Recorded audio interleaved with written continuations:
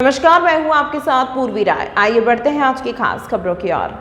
उज्जैन के नानाखेड़ा स्थित सागर गैरे रेस्टोरेंट में एक ग्राहक द्वारा मंगाए गए वेज चीज सैंडविच में कॉकरोच निकलने का मामला सामने आया है। ग्राहक ने रेस्टोरेंट संचालक को शिकायत दर्ज कराने के बाद खाद्य अधिकारी से भी शिकायत की। ग्राहक ने वेज चीज सैंडविच में कॉकरोच के फोटो वीडियो भी शेयर किए हैं।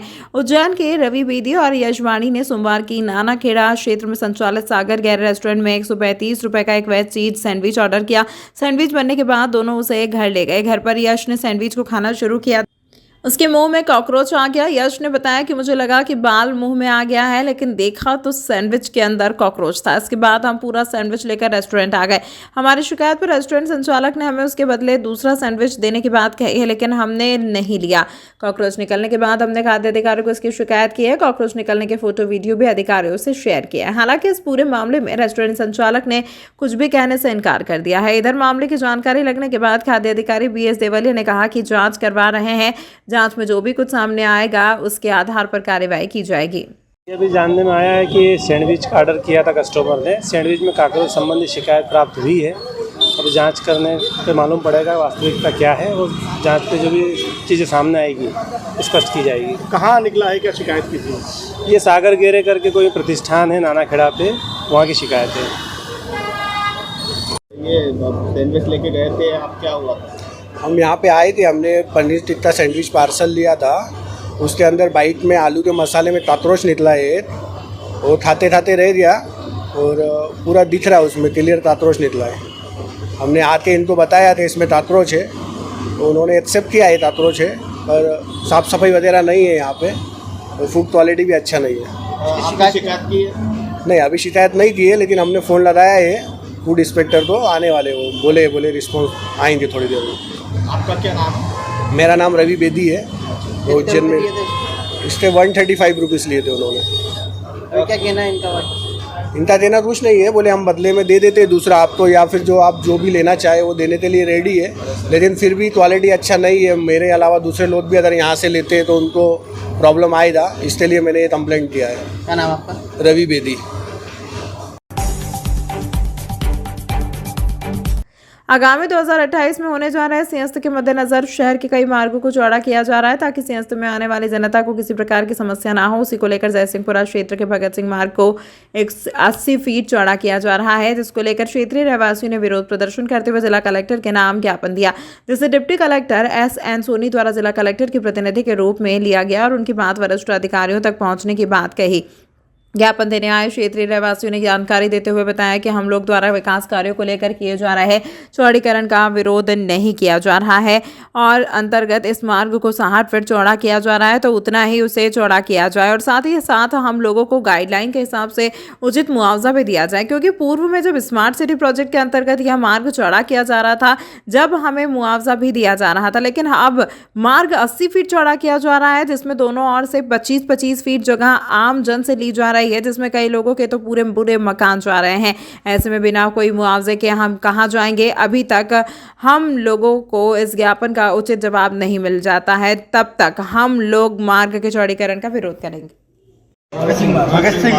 ये रोड चौड़ीकरण के संबंध में स्मार्ट सिटी द्वारा किया जा रहा है। कुछ रहवासियों द्वारा ज्ञापन दिया गया है कि पहले उनका कहना है कि पहले 60 फीट रोड चौड़ीकरण की बात कही गई थी, लेकिन अब 80 फीट रोड का चौड़ीकरण किया जा रहा है और उचित मुआवजा भी नहीं दिया जा रहा है। इन दोनों बातों को लेकर उनके द्वारा ज्ञापन प्रस्तुत किया है। पहले 60 फीट पे निर्णय और वो उचित मुआवजे भी हो गई। सर आपका शुभ नाम? SN Soni, deputy collector. Okay, ठीक है सर। वहाँ से मकान के ऊपर है समस्या, मतलब 25-25 30 फीट ले रहे, मतलब इतना थोड़ी दे सकते। कहाँ रहेंगे हम? हमारी जगह ही नहीं है इतनी। कितनी जगह जा रही है आपकी? हमारी 25 फीट जगह चली जाएगी, मकान ही नहीं बचेगा, अभी पूरा चला जाएगा। क्या मांग है आपकी? हमारी मांग है कि मुआवजा भी दे और 10-12 फीट जगह ले सकते हैं। क्या नाम है आपका? सरोज भाव साहब। सर आपने ज्ञापन दिया है, यहाँ पर क्या मामला है पूरा यहाँ भगत सिंह मार्ग जयसिंहपुरा के सारे जितने भी रहवासी हैं, आज बड़ी संख्या में रहवासी एकत्रित हुए हैं। शासन द्वारा CS के नाम पर रोड चौड़ीकरण के नाम पर जो 80 फीट रोड चौड़ा किया जा रहा है, इसके विरोध में पूरे रहवासी इकट्ठा हुए हैं यहाँ। पहले प्रशासन द्वारा 2019 में भी स्मार्ट सिटी द्वारा रोड को 60 फीट चौड़ीकरण करने का प्रस्ताव पारित किया गया था और वर्तमान में शासन द्वारा उसको 80 फीट चौड़ा कर दिया गया।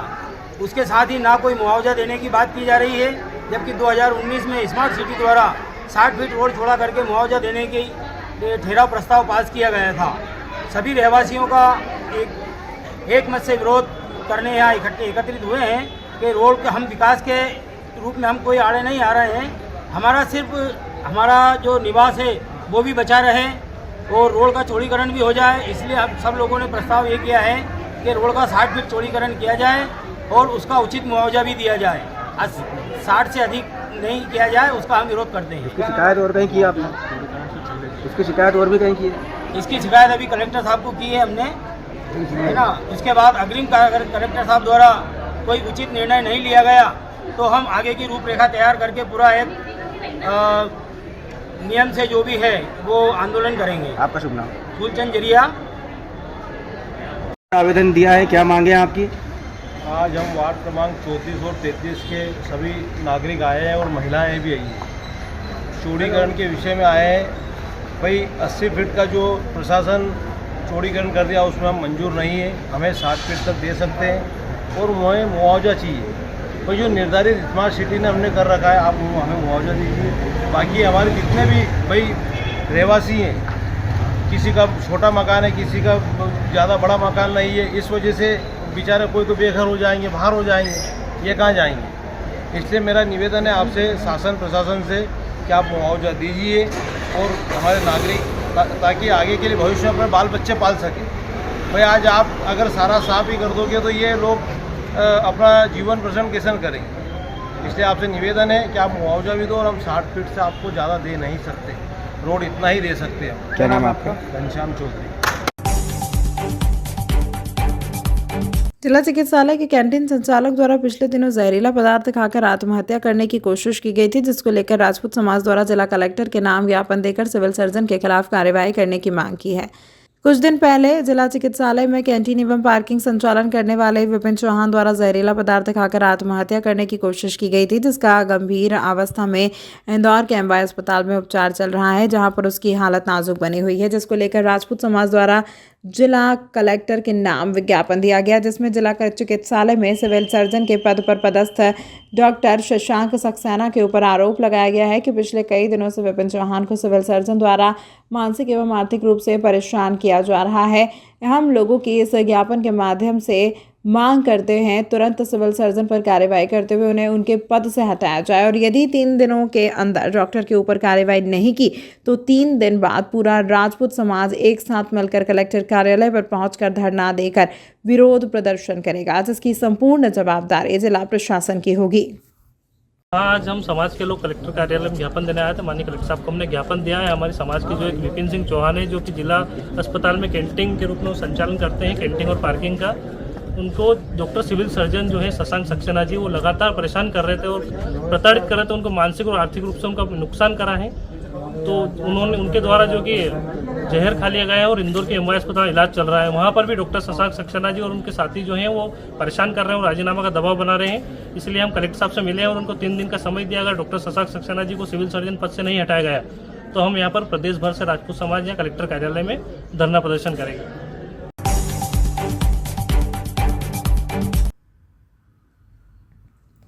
हिंदू धर्म में नवरात्रि सबसे पवित्र पर्वों में से एक है। ऐसा तो भारतवर्ष में 4 बार नवरात्रि का पर्व बनाया जाता है, लेकिन धार्मिक नगरी उज्जैन में यह उत्सव 5 बार बनाया जाता है। बता दें कि विश्व प्रसिद्ध महाकाल ज्योतिर्लिंग भारत के 12 ज्योतिर्लिंग में से एक है, जो 3रे नंबर पर आता है। यहाँ की परंपरा बाकी जगहों से अलग है।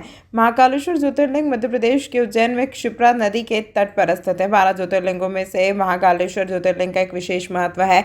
महाकाल के बारे में कहा जाता है कि यह पृथ्वी का एकमात्र मान्य शिवलिंग है। यह दक्षिण मुखी होने के कारण इसकी मान्यता और बढ़ जाती है। महाकाल मंदिर के पुजारी पंडित दिनेश गुरु ने कहा कि महाशिवरात्रि पर्व को लेकर मान्यता है कि इस दिन शिव जी का देवी पार्वती से विवाह हुआ था। शिव नवरात्रि इसी विवाह के पहले का उत्सव है। यह उत्सव सिर्फ उज्जैन के महाकालेश्वर मंदिर में ही मनाया जाता है। शिव नवरात्रि के दूसरे दिन को भी अभिषेक पूजन हुआ और उसी के बाद बाबा महाकाल को वस्त्र पहनाए गए। बाबा के ऊपर शेषनाग का मुकुट चढ़ाया गया। यह कहा जाता है कि भगवान के गले में जो शेष है वह इस पृथ्वी के वजन को अपने सर पर रखे हुए है। भगवान उस शेषनाग को अपने गले में धारण किए हुए हैं। जो भी भक्त इस 9 दिन के अंदर बाबा महाकाल के दर्शन के लिए आते हैं, पूजन के लिए आते हैं, साथ ही अपनी कई मनोकामना लेकर भी जाते हैं। बहुत सारे लोग शिवरात्रि पर व्रत रखते हैं या शिव का विशेष पूजन आदि करते हैं। वो अगर शिव नवरात्रि में आकर भगवान महाकाल का दर्शन पूजन कर लें तो उस भक्त को शिवरात्रि के महत्व के बराबर बाबा का दर्शन का आशीर्वाद मिलता है। इसीलिए यहाँ शिव नवरात्रि मनाई जाती है। भगवान महाकाल के दरबार में फाल्गुन मास कृष्ण पक्ष के षष्ठमी के दिन बाबा महाकाल के द्वितीय दिवस भगवान प्रातः काल से भगवान के दरबार के अंदर पूजन पाठ चल रहा है, मंत्रोच्चार चल रहे हैं। इसी क्रम में आज भगवान महाकाल के प्रातःकाल पूजन अर्चना अभिषेक किया गया। सायंकाल आज भगवान महाकाल ने दिव्य वस्त्र धारण करे हैं।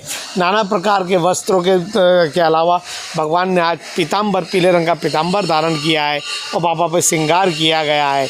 क्योंकि इस बार शिव नवरात्रि महापर्व 10 दिवसीय होने के कारण आज भी भगवान को आज विशेष प्रकार के वस्त्रों को धारण कराया गया है। कल बाबा महाकाल नाग धारण करेंगे। जय महाकाल। अवंतिकायां महितावतार मुक्ति प्रदानाय भवसज्जनानां अकाल मृत्यु परिरक्षणार्थम वंदे महाकाल महम सुनेत्रम। पूरे भारत में 12 ज्योतिर्लिंग हैं। 12 ज्योतिर्लिंग में महाकालेश्वर का तीसरा स्थान है। आकाशे ताड़कालिंगम पाताले हटकेश्वरम मृत्युलोके महाकालम लिंगम त्रय नमोस्तुते। पूरे पृथ्वी पर एकमात्र 12 ज्योतिर्लिंग दक्षिण मुखी है। इसी में भगवान महाकालेश्वर को नवरात्रि मनाई जाती है।